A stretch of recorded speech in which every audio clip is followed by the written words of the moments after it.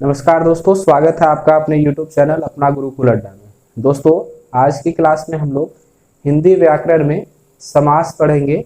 समास एक ऐसा विषय है जिससे लगभग सभी प्रतियोगी परीक्षाओं, जिसमें कि हिंदी एक विषय के रूप में होता है, सब में प्रश्न पूछे जाते हैं। अमूमन 2-3 प्रश्न तो उसमें रहते ही हैं। आप झारखंड बोर्ड की भी मैट्रिक की परीक्षा ले लें तो उसमें भी आपका 3 प्रश्न होते हैं जो कि समास से होते हैं। तो इस वीडियो के माध्यम से आप समास के विषय में जानेंगे और आसानी से परीक्षाओं में अपने अंक अर्जित कर सकेंगे। तो आइए दोस्तों, हम लोग जानते हैं समास के विषय में। आइए चलते हैं बोर्ड पे। समास समास क्या है? समास को क्या कहते हैं? इंग्लिश में भी समास को कंपाउंड कहते हैं, है ना। समास, इसे अंग्रेजी में कंपाउंड कहा जाता है। ठीक है, समास के विषय में हम लोग पढ़ेंगे। समास क्या है? तो समास का हम लोग देखेंगे शाब्दिक अर्थ। शाब्दिक अर्थ मतलब समास के शब्द का क्या अर्थ होता है। तो समास का शाब्दिक अर्थ होता है संक्षेप करना, यानी कि शब्दों का संक्षिप्तीकरण।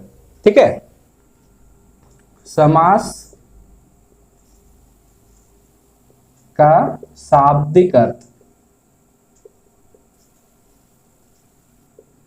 शाब्दिक अर्थ क्या होता है? संक्षेप करना, है ना। समास में क्या होता है? शब्दों का संक्षिप्तीकरण। ठीक है, शब्दों को संक्षेप में लिखा जाता है, छोटा किया जाता है। जैसे मान लिए एक हम शब्द लेते हैं पाकिट मार, है ना। तो ये इसको अगर हम देखेंगे तो ये है पाकिट मारने वाला, है ना। पाकिट मारने वाला, इसको शॉर्ट में हम लोग छोटा करके लिखेंगे पाकिट मार। ठीक है, पाकिट मार, है ना। इसका अर्थ होगा पाकिट यानी कि जेब। ठीक है, जेब को मारने वाला, है ना, जेब को मारने वाला। ठीक है, चिड़ी मार, चिड़िया को मारने वाला। तो ऐसे शब्दों को हम लोग पूरा लंबा ना बोल करके हम लोग संक्षेप में बोलते हैं। ठीक है, तो यही आपका समाज का, माफ कीजिएगा, समाज का शाब्दिक अर्थ है। ठीक है, आगे हम लोग देखते हैं परिभाषा। ठीक है, समाज की क्या परिभाषा होती है। कभी कभी एग्जाम में परिभाषा भी पूछा जाता है ना। तो परिभाषा हम लोग देखेंगे, समास की परिभाषा। ठीक है, समास की परिभाषा क्या होगी, है ना। तो दो अथवा दो से अधिक शब्दों से मिलकर, दो अथवा दो से अधिक शब्दों से मिलकर बने, है ना, शब्दों। और यहां पे हम लोग शब्दों या पद भी बोल सकते हैं, है ना। दो या दो से अधिक पदों, है ना, से मिलकर बने, है ना, शब्दों से मिलकर बने हुए नए सार्थक शब्द को, है ना, बने नए सार्थक शब्द को समास कहते हैं, है ना। याद रखिएगा, सार्थक शब्द होना चाहिए, है ना, जिसका सही अर्थ होना चाहिए। ठीक है, उसी को हम लोग यहाँ पे समास कहेंगे। ठीक है, अब हम लोग देखते हैं समासिक शब्द। ठीक है, समासिक शब्द क्या होता है ना। तो समास के नियमों से बना शब्द, है ना, समासिक शब्द कहलाता है। ठीक है, समासिक शब्द, समासिक शब्द क्या होगा? समास के नियमों से मिलकर बना शब्द।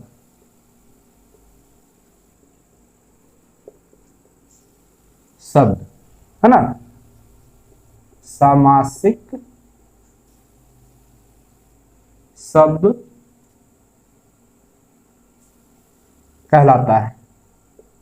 ठीक है, जो समास के नियम से मिलकर के बना होगा शब्द, उसी को हम लोग क्या बोलेंगे, सामासिक शब्द बोलेंगे।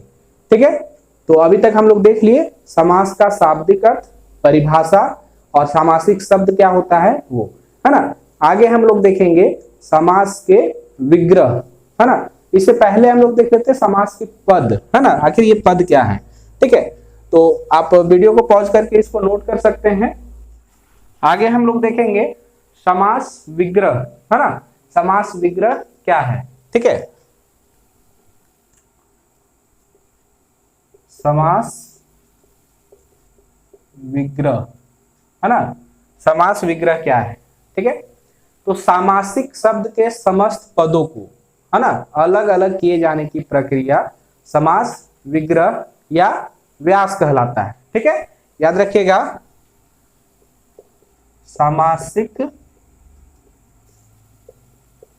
शब्द, सामासिक शब्द के समस्त पदों को, है ना, सामासिक शब्द के समस्त पदों को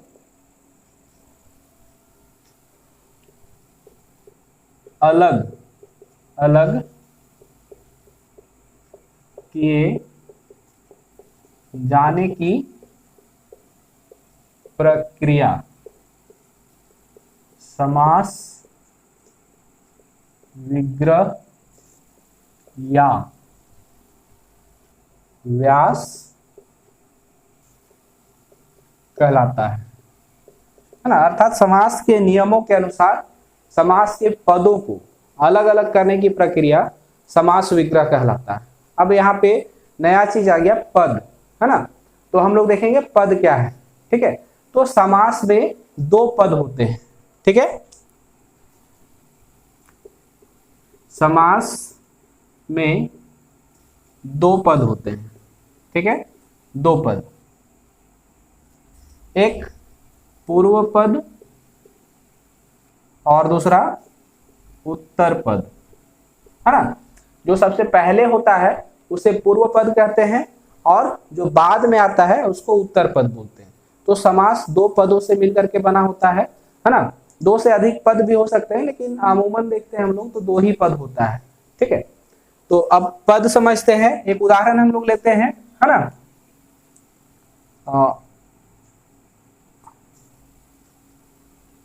राजपुत्र, ठीक है।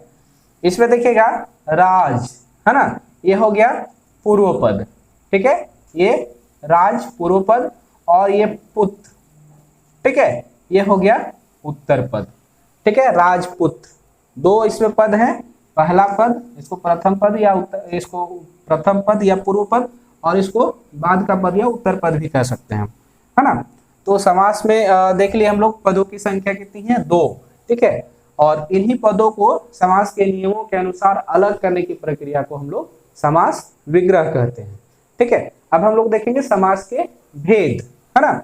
समास के भेद क्या है, ठीक है। समास के भेद, छह भेद होते हैं, छह भेद, छह प्रकार के समास होते हैं, है ना। समास के कितने भेद हैं, छह भेद हैं, ठीक है। पहला अव्ययी भाव समास, दूसरा तत्पुरुष समास, तीसरा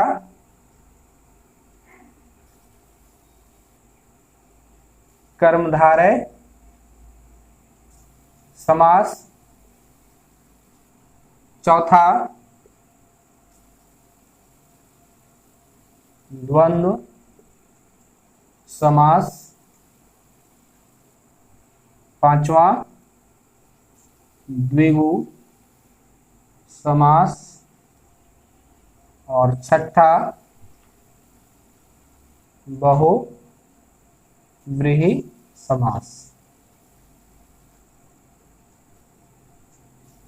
बहुव्रीहि समास। ठीक है, समास के कितने भेद हैं? 6 भेद हैं, है ना। अव्ययी भाव समास, तत्पुरुष समास, कर्मधारय समास, द्वंद्व समास और द्विगु समास और बहुव्रीहि समास, ये 6 भेद होते हैं। अब इन 6 भेदों को, 6 प्रकार के समास को हम लोग क्या करते हैं? वर्गीकरण कर देते हैं। और वर्गीकरण करने से क्या होता है? जब हम इन 6 की परिभाषा देखेंगे तो उसमें वर्गीकरण का जो हमारा आधार होगा वो वहां पे परिभाषा बनाने में हमारी मदद करेगा, है ना। तो हम देखते हैं कि इसका वर्गीकरण कैसे करते हैं। ठीक है, चलिए देखते हैं समास का वर्गीकरण हम लोग किस तरह से करते हैं, है ना। इसे हम लोग 4 प्रकार से वर्गीकरण करेंगे। ठीक है, पद तो आप लोग समझ गए हैं, है ना। समास का वर्गीकरण, ठीक है, वर्गीकरण। ठीक है, पहला, जिसका पूर्व पद प्रधान हो, जिसका पूर्व पद प्रधान हो, है ना। ये हो गया आपका, इसमें एक है अव्ययी भाव समास। दूसरा, जिसका उत्तर पद प्रधान हो, उत्तर पद प्रधान हो। इसमें हम लोग 3 रखे हैं, है ना। तत्पुरुष समास, कर्मधारय समास और द्वंद्व समास। ठीक है, ये तो हो गया हमारा दूसरा प्रकार। तीसरा हम लोग देखेंगे, है ना, जिसका